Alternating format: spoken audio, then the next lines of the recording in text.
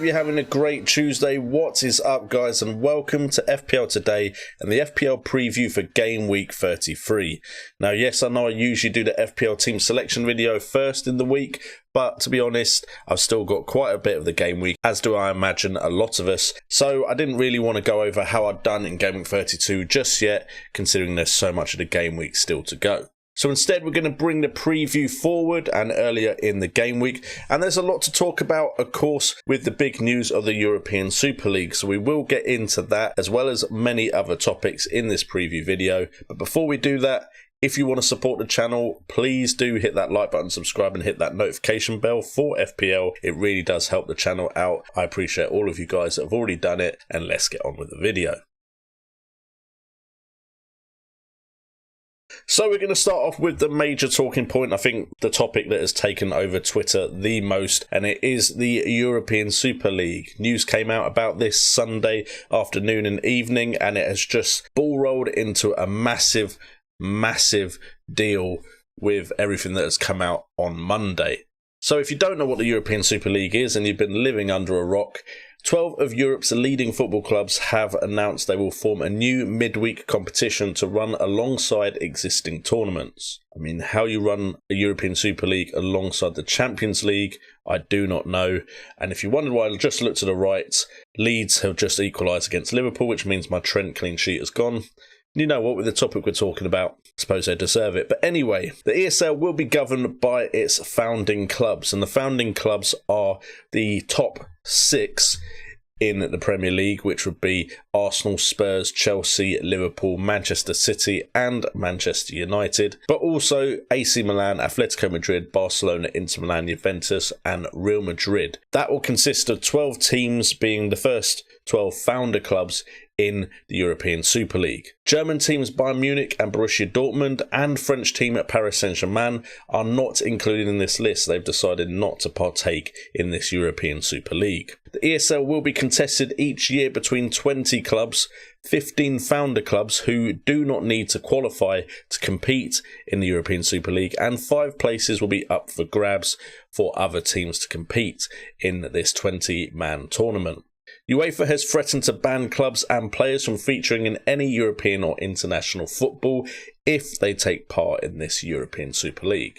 So that's the basics down for you. And the reason we are covering this is because Crazy Citizen on Twitter did ask, do you think this ESL affects the games until the end of the season? So first off, I will just give you my general feelings on this and try and leave emotion out of it, because I think a lot of us got heated when we first heard about this. My major issue with this is the fact that you have a tournament that is pretty much taking the place of the Champions League. That's what it's trying to do, and it doesn't have to be qualified for by 15 clubs because they're the ones that have decided to break away and found this European Super League. Now, what I love about football is it is possible for anyone to win the league title in their country.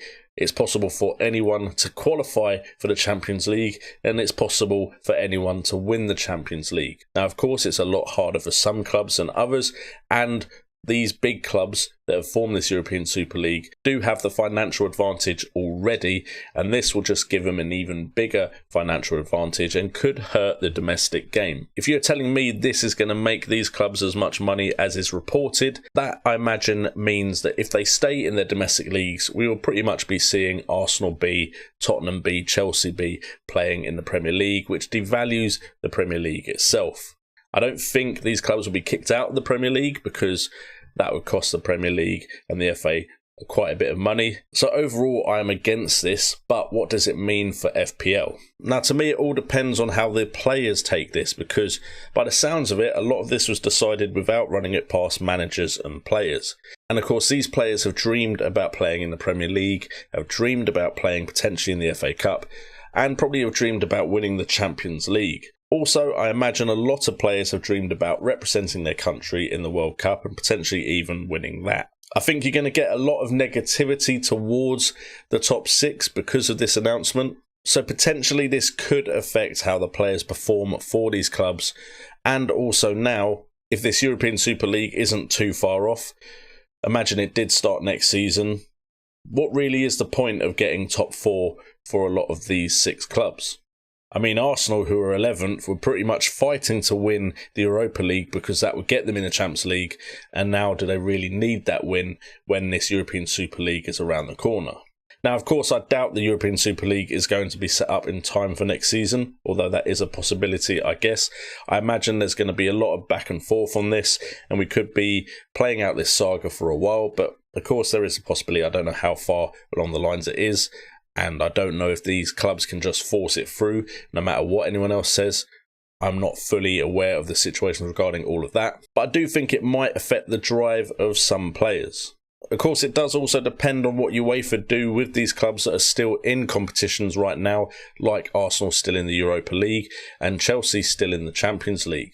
So I do think we need to keep an eye on all of this as far as this season goes and potentially future seasons. But I imagine Pep still wants to win the Premier League this season. But potentially this could light a fire under other clubs that are trying to get those top 4 spaces, just to prove a point that potentially they're better than some of these top 6 sides. Because, I mean, if we look at the table, Arsenal are mid-table team right now. Spurs aren't looking great. And the only reason they've been invited is because financially they are some of the biggest powerhouses in world football. In the comments down below, let me know what you think about this European Super League, and also if you think it will affect the rest of our FPL season. And let's try and return to a little bit more of a normal preview for the rest of this video. Okay, so we've moved it back just a little bit, but now we get to the watch list for Game Week 33. This is the part of the video where I go over the players that are on my watch list, and just to clarify, these are players that I do not have in my side, which is why they're on the watch list. We start off with the defence, and Connor Cody and Roman Saiss, both very interesting to me because Wolves went and kept another clean sheet. Disappointing because I did have Connor Cody in my side for most of my wildcard draft up until deadline day, so I've missed out on 2 clean sheets that I could have got from Cody. When he was around 4.8 million, he's now risen to 4.9, and Saiss has risen to 5. Dallas is still of interest to me. By the looks of it, they only conceded 1 goal against Liverpool, and Dallas is of course an attacking threat. Shaw has looked great this season down the left with Rashford and impressed again in the game against Burnley, although he didn't get any attacking returns. And of course Phillips is 4.1 million in a Liverpool side that, yeah, they're not exactly keeping clean sheets right now, but he's still great value at that price, although I don't think he started in this game. As for midfield, the standout new player to the watch list is Mason Greenwood, who looked really good in that game against Burnley. In his last 5 appearances, he has managed to get 17 shots on goal, 7 on target, 15 from inside the box, 4 big chances, and has scored 4 goals. That's also with 1 assist and an XG of 2.50 and an XA of 1.81, getting him 36 points in the last 5 appearances.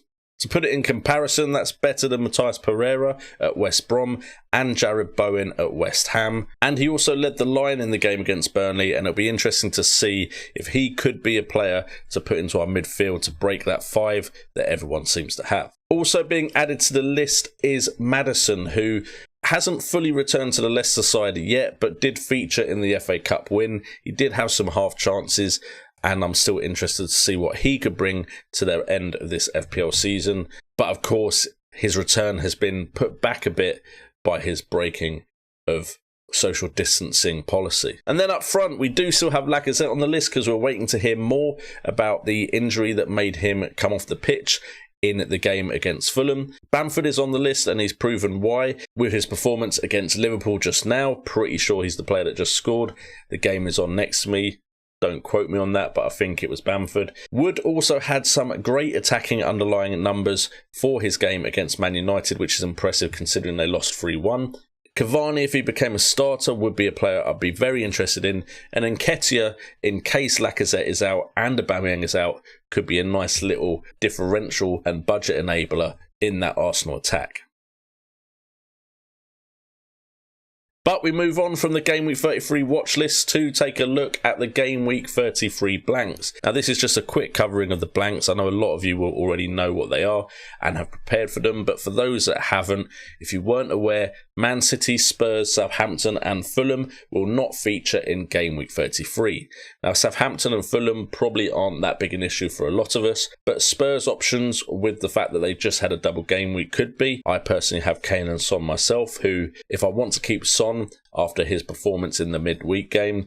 Maybe I'll bench both Kane and Son, but my plan was always to transfer Son out. And I don't have any City players because this blank was coming and I knew the fixtures would be coming thick and fast for them. However, after blank game week 33, Man City definitely look like they have a good run of fixtures with Crystal Palace, Newcastle and Brighton Hove Albion in their next 5. So Man City players could be brought back in, and depending on Kevin De Bruyne's injury, I'm liking the looks of Ilkay Gundogan again. Potentially he could take up an important role in that Man City side with Kevin De Bruyne out. As for Spurs, they have just sacked Jose Mourinho today at the time of recording this. This will be a day after he got sacked. However, they do have Sheffield United and Leeds in the next 2, and potentially the 2 players I have, Kane and Son, will want to prove their worth to the new caretaker manager. I'm assuming they won't have a new manager in place by the time Game 34 starts. But who knows, maybe they have someone lined up. But every now and again you do see an upturn in performance when the manager changes. So potentially those could be 2 good game weeks to have Harry Kane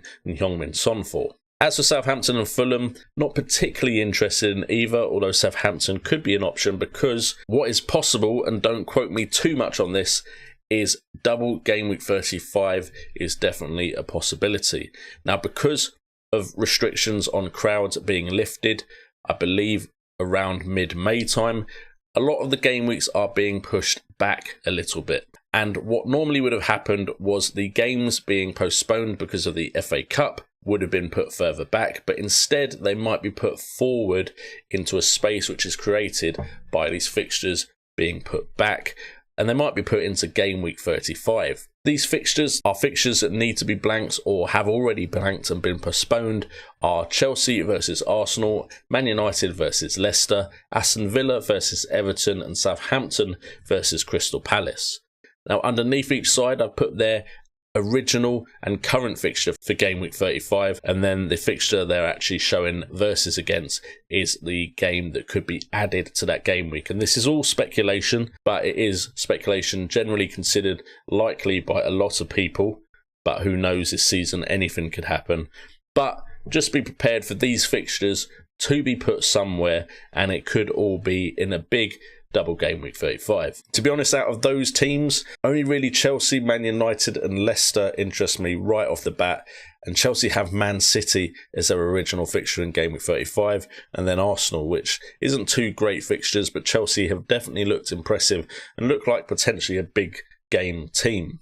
Man United with Leicester, that could go either way, but Man United do have Aston Villa in that game week as the original fixture, and Leicester have Newcastle, so their options could be very interesting. And of course, Leicester are trying to get one of those top 4 places.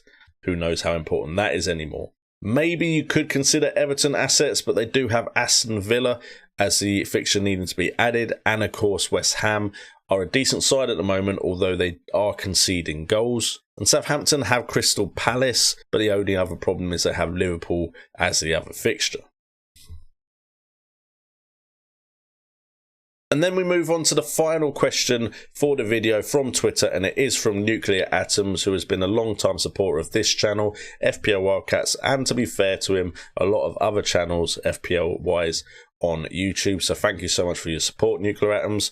And he has asked replacements for Lacazette, and should we bother with Arsenal assets anymore, despite their fixtures, because they're in shambles. Now, if I'm completely honest with you, I kind of feel like I've answered the Lacazette question a little bit in the watch list with my suggestions of potentially Nketiah if you really wanted to stick to those Arsenal fixtures, but then there's a bunch of other strikers in my watch list as well. And of course Bamford has just scored against Liverpool, so he can score no matter who his opponents are, so maybe that is to be taken into consideration. But as far as Arsenal are concerned, there are 3 players that I still like the looks of, because Arsenal do have a good fixture list, and to be honest, when they play with Martinelli, Saka and Smith Rowe, at least at times in any game they look dangerous. Now, they didn't exactly get the result I was expecting them to get against Fulham, but these 3 players always look good and dangerous to me. Also, Arsenal are pretty good in the underlying stats for teams, with big chances at 15 and big chances created at 10 in the last 6, and are generally in the top 5 for any underlying attacking stat. And their next 5 fixtures are Everton at home, Newcastle away, West Bromwich Albion at home, Chelsea away and Crystal Palace away. And those are decent fixtures potentially apart from the Chelsea game. And the plus point of all of these players are they are budget enablers, of course, as well. So if you need cash to bring in the likes of, say, Kevin De Bruyne, if his injury isn't too bad, these players can save you a bit of cash and could still get you points this FPL season. Anyway guys, hope you have enjoyed this video. If you have, please do what you always do on these videos. That's hit that like button, hit that subscribe and hit that notification bell for FPL. Also in the comments down below, do put what your thoughts are on the European Super League. I'll be really interested to hear them. And make sure to follow me on Twitter. There should be a link in the description as well, so you can get involved in the questions for the preview and vote in the captaincy poll as well for the captaincy video. Stay tuned as well for the team selection video, which should be later this week after more games have been played. I've been JNO, this has been FPL Today, and remember, it's all about the game.